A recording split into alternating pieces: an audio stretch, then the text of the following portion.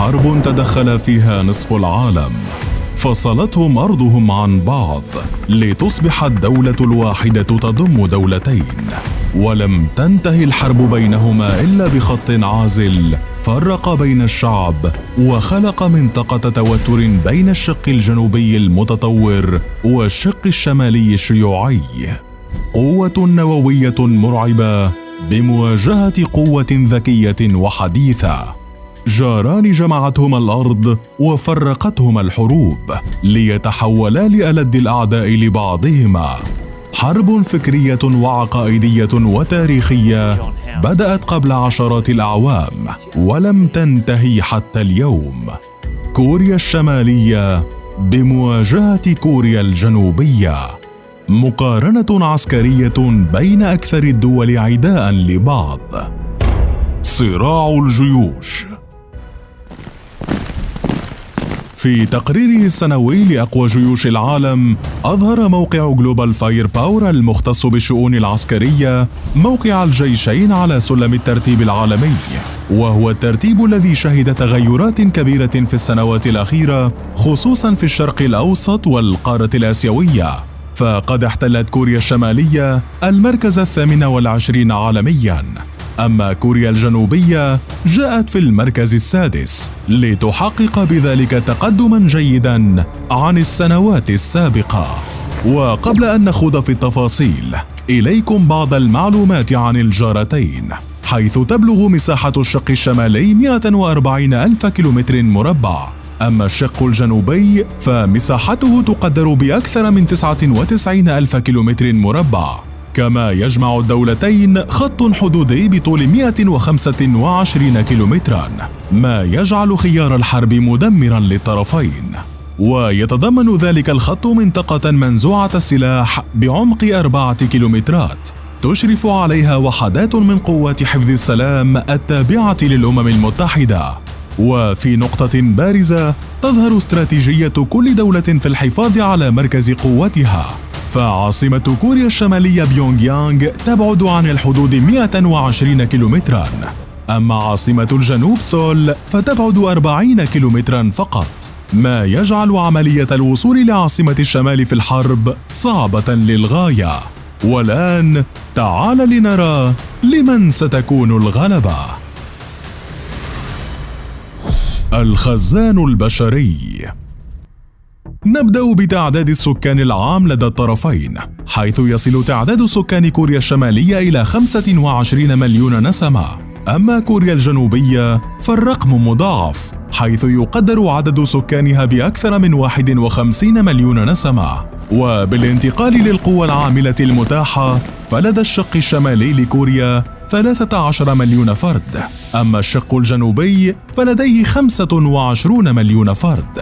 ومن ناحية الجنود الفعالين لدى كوريا الشمالية 1.3 مليون فرد، أما كوريا الجنوبية فتضم 600 ألف فرد فقط.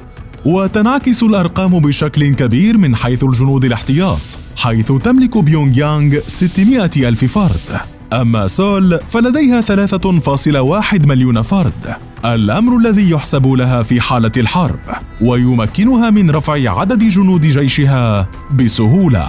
يضاف لذلك تصنيف قد لا يتواجد بكل دول العالم، وهو القوات شبه العسكرية، حيث تملك كوريا الشمالية أكثر من 6 ملايين جندي، فيما لدى كوريا الجنوبية أكثر من 3 ملايين جندي. وأخيراً نجد الفرق في ميزانية الدولتين الدفاعية، حيث تصل ميزانية كوريا الشمالية إلى 3.5 مليار دولار، أما كوريا الجنوبية فتقدر ميزانيتها ب48 مليار دولار أمريكي. وتظهر الأرقام تفاوتاً في القوة البشرية رغم امتلاك كوريا الجنوبية للخزان الأكبر، فيما يصف محللون كوريا الشمالية كاملة بالجيش المستعد للحرب بسبب قوانين الخدمة العسكرية الصعبة في البلاد ودخولها في حالة استنفار مستمرة. حرب السماء. من حيث سلاح الجو لدى الطرفين، تملك كوريا الشمالية مجموعة طائرات بلغ عددها 946 طائرة، أما جارتها كوريا الجنوبية فلديها إجمالي عدد طائرات بلغ 1581 طائرة. على رأس تلك الطائرات تأتي الطائرات المقاتلة التي تملك منها كوريا الشمالية 458 طائرة، أما كوريا الجنوبية فلديها 400 طائرتين. ومن ناحية طائرات الهجوم الأرضية تتفوق بيونغ يانغ من جديد، حيث تملك 114 طائرة من هذا النوع، أما سول فلديها 74 طائرة فقط. يضاف أيضا طائرات النقل التي تملك كوريا الشمالية واحدة فقط، أما كوريا الجنوبية فلديها 41 طائرة. وبالانتقال إلى طائرات التدريب، لدى الشق الشمالي الكوري 169 طائرة، ولدى كوريا الجنوبية 296 طائرة. ويظهر التفوق الجنوبي بقوة في طائرات المهام الخاصة، حيث تفتقد كوريا الشمالية لهذا النوع، فيما تملك كوريا الجنوبية 30 طائرة، وهي الطائرات الأكثر تميزاً في الوقت الحالي. وتتفوق كوريا الجنوبية من جديد في طائرات الهليكوبتر، حيث تملك كوريا الشمالية 204 طائرات، أما كوريا الجنوبية فلديها 734 طائرة، من بينهم طائرة الهليكوبتر الهجومية التي يملك منها الجيش الكوري الشمالي 20 واحدة، أما الجيش الجنوبي فلديه 112 طائرة، وأغلبها حديثة ومطورة بشكل مستمر. وتنتهي بذلك القوة الجوية للطرفين بتفوق جنوبي واضح.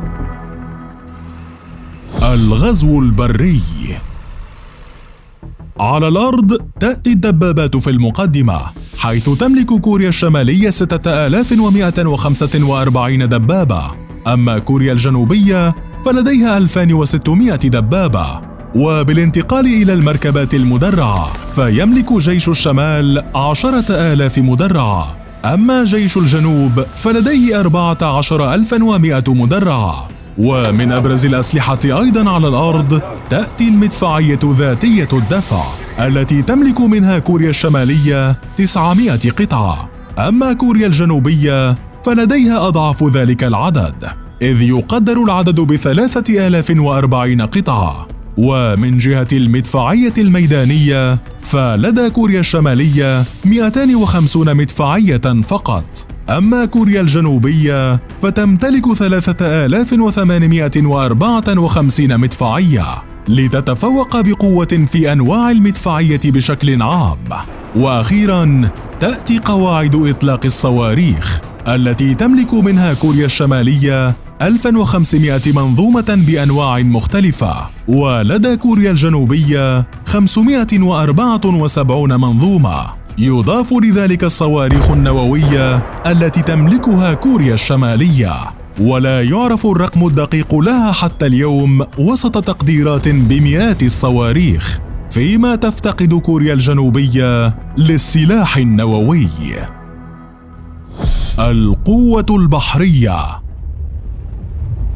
على ميزان القوى البحرية يعتبر أسطول الدولتين ليس من الأقوى، حيث تملك كوريا الشمالية 492 قطعة بحرية، فيما تملك كوريا الجنوبية 234 قطعة بحرية، من بينها الغواصات التي تملك منها كوريا الشمالية 36 غواصة، أما الجنوب فلديهم 22 غواصة. وبالانتقال إلى المدمرات، فتفتقد كوريا الشمالية لهذا النوع، فيما تملك كوريا الجنوبية 12 مدمرة. كما تضم القوة البحرية الفرقاطات التي لدى كوريا الشمالية 9 قطع، ولدى كوريا الجنوبية 14 قطعة، بالإضافة للسفن القتالية التي لا تملك منها كوريا الشمالية أي قطعة، فيما لدى دولة الجنوب 12 قطعة. ومن جهة السفن الدورية لدى كوريا الشمالية 250 سفينة، في حين تملك كوريا الجنوبية 26 سفينة فقط. وأخيراً تأتي السفن المضادة للألغام التي تملك منها بيونغ يانغ سفينتين فقط، فيما لدى سول 11 قطعة. وتنتهي بذلك القوة البحرية للطرفين بأرقام متفاوتة. والآن نعود إلى اليابسة، وبالتحديد الخدمات اللوجستية. فلدى كوريا الشمالية 82 مطاراً، أما كوريا الجنوبية فلديها 111 مطاراً. ومن حيث الموانئ والمنافذ البحرية فلدى كوريا الشمالية 7 موانئ، فيما لدى كوريا الجنوبية 11 ميناءً. وفي النهاية يظهر التفوق الجنوبي في العديد من النقاط، خصوصاً في التعداد البشري للسكان والقوة الجوية، فيما تبقى كوريا الشمالية أشبه بالصندوق الأسود الذي لم يكتشفه العالم بعد بشكل دقيق، وقد تكون تملك المزيد من الجنود والأسلحة بالإضافة لسلاحها النووي مع قواعد إطلاق الصواريخ الكثيرة التي حتماً ستغير المعادلة العسكرية على الأرض. وأنت برأيك لصالح من سيكون النصر في حال اندلاع الحرب بين الجارتين، أم أن الدعم الخارجي لإحداهما سيكون له كلمة الفصل الأخيرة؟